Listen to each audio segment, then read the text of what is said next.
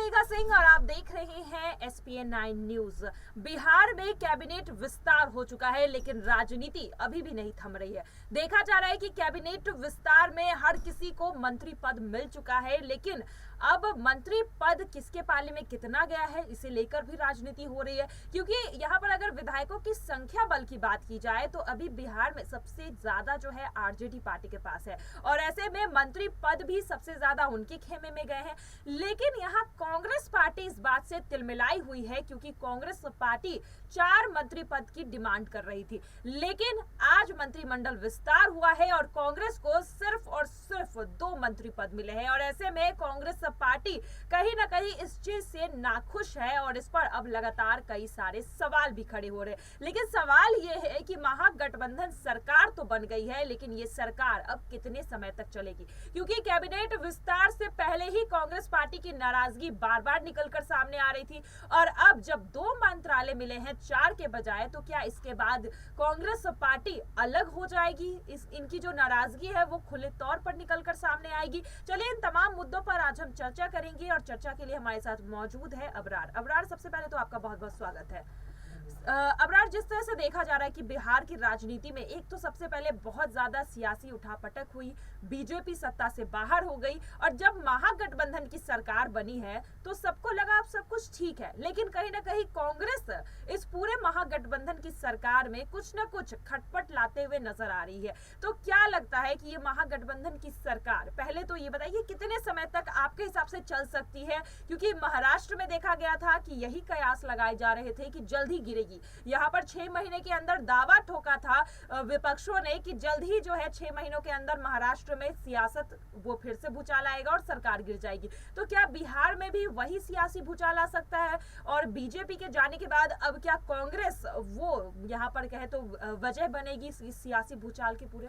बिल्कुल, जिस तरीके से कांग्रेस पार्टी लगातार अपने मंत्री पद को लेकर के एक तरीके से दबाव बना रही थी, और आरजेडी भी कहीं ना कहीं उसमें शामिल थी, क्योंकि आरजेडी के एक पुराने साथी दल के तौर पर कांग्रेस को जाना जाता है। और बिहार में जब भी कोई चुनाव आता है तब आरजेडी और कांग्रेस दोनों गठबंधन में रह करके चुनाव में हिस्सा लेते हैं। तो इस तरीके से अगर बात की जाए तो अगर नीतीश कुमार अपने आप को ज़्यादा दबाव में देखता महसूस करेंगे तो कहीं ना कहीं वो महागठबंधन से खुद का रिश्ता तोड़ सकते हैं। साथ ही अगर बात की जाए यहाँ पर सरकार की उम्र की, सरकार कब तक चल सकती है, तो ऐसा लग रहा है कि जिस तरीके से संकेत मिल रहे हैं अभी सरकार गठन के बाद ही अगर कांग्रेस पार्टी इस तरीके से सख्त रवैया जो अपनाई हुई है नीतीश कुमार को लेकर के, तो कहीं ना कहीं अच्छे संकेत नहीं है सरकार के भविष्य के लिए। क्योंकि आरजेडी में भी एक तरीके से बात करें तो पारिवारिक एक सिर फुटौल जो वो जारी है।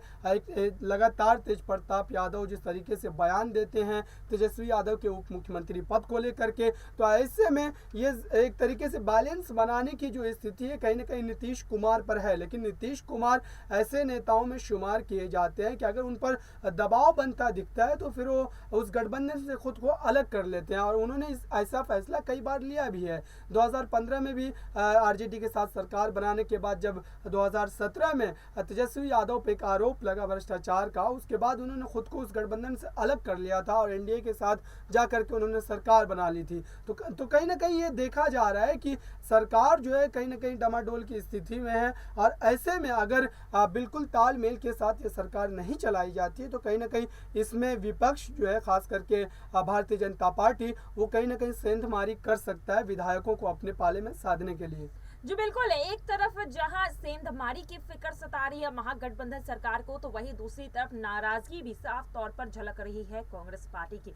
लेकिन यहां पर मंत्रालय के विभाजन की अगर बात की जाए तो अबरार देखा जा रहा है कि जो अहम मंत्रालय है वो सबसे पहले नीतीश कुमार ने अपने पास रखे, उसके बाद जो अहम मंत्रालय आते हैं वो आरजेडी पार्टी के पास गए। तो ऐसे में जो सम्मानजनक मंत्रालय की मांग कांग्रेस पार्टी की तरफ से उठ रही है, क्या वो सही नहीं है? क्योंकि देखिए 19 विधायक तो उनके पास भी है, तो आज ये सम्मानजनक मंत्रालय, सम्मानजनक पद उन्हें क्यों नहीं मिल रहा है? आरजेडी पार्टी अपने हिसाब से देख रहे मंत्रालय, चाहे वो स्वास्थ्य मंत्रालय हो, चाहे वो पथ निर्माण मंत्रालय हो, उन्होंने अपने पास रख लिया।